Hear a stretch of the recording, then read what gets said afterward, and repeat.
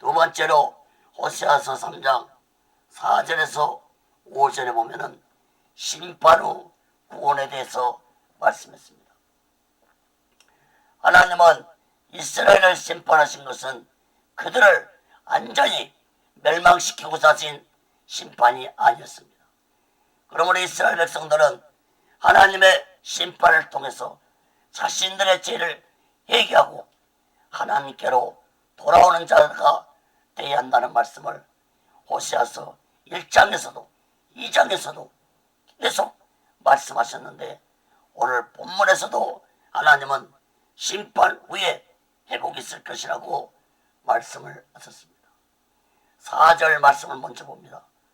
이스라엘 자손들이 많은 날 동안 왕도 없고 군도 없고 제사도 없고 주상도 없고 에봇도 없고 드람빔도 없이 지내다가, 4절 말씀을 보시면은 없고라는 말씀이 6번 언급되고 있습니다. 왕도 없고 군도 없다는 것은, 즉 지도자들이 없다는 것은 곧 나라의 멸망을 의미하는 것입니다. 또한 제사도 없고 주상도 없다고 했는데, 주상은 우상을 가리키는데 이스라엘 땅에는 이제는 하나님께 드리는 제사도 없고 우상을 섬기는 짓도 할 수 없다는 것입니다. 왜냐하면 북이스라엘 백성들은 아수르에 멸망받아서 아수르의 포로로 잡혀갈 것이고, 북이스라엘 땅은 황량한 배후로 변하게 될 것이므로 이제 제사도 없고 주상도 없다는 것입니다. 또한 에봇도 없고 드람빔도 없다고 했는데, 이것은 곧 에봇은 제사장이 입던 옷이지만 여기에서 말하는 에봇이나 드람빔은 우상을 섬길 때 사용했던 주술 목적으로 사용했던 것들입니다.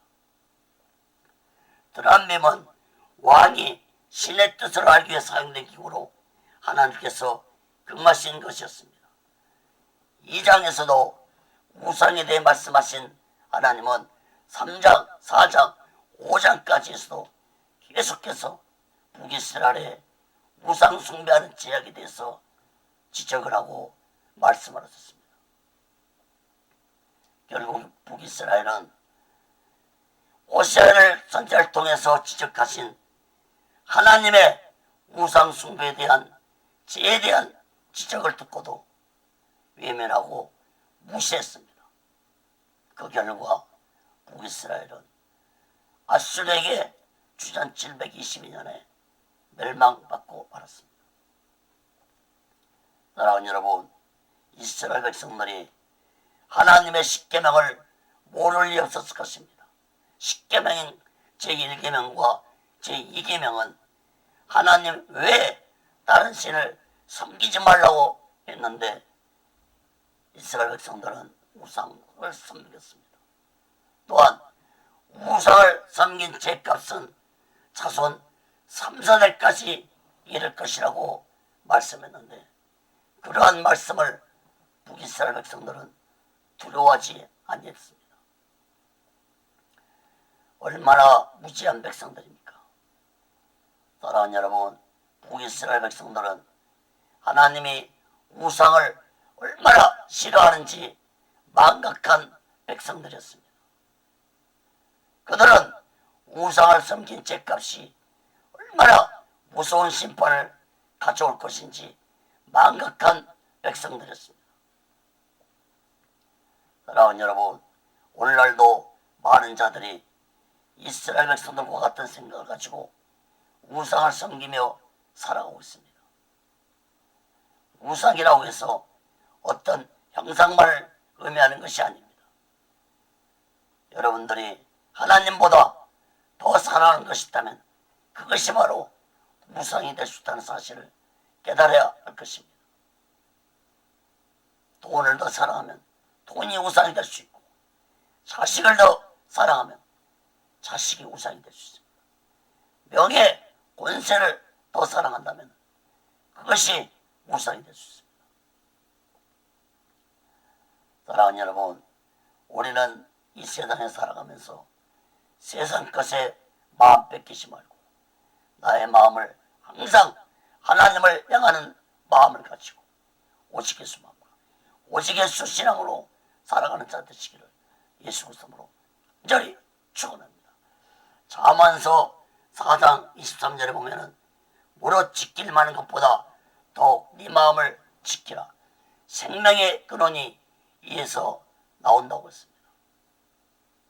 사랑하는 여러분, 우리의 마음을 굳게 지키며 오직 예수 마음과 오직 예수 신앙으로 살아가시기 바랍니다.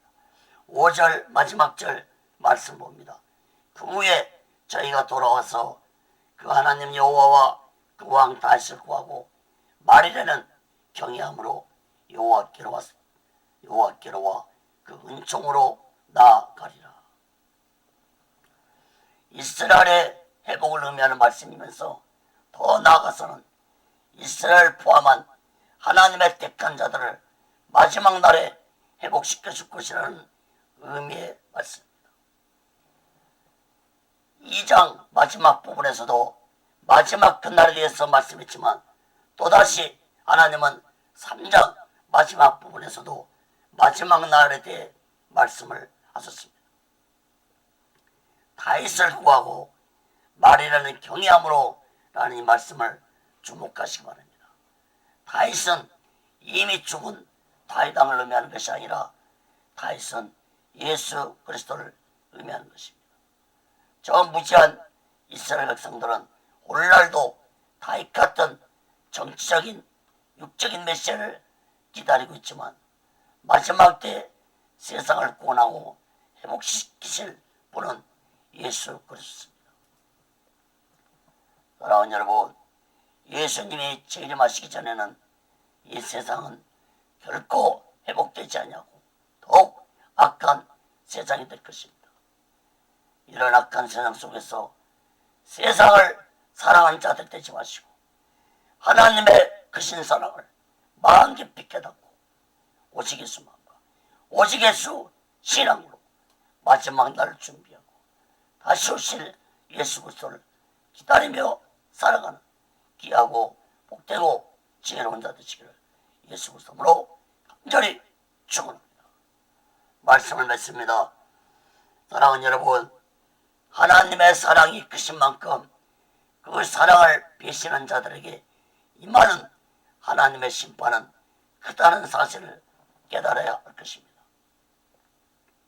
이스라엘 백성들이 무서운 심판을 받은 것은 그들이 하나님의 크신 사랑을 버렸기 때문에 무서운 심판을 당한 것입니다.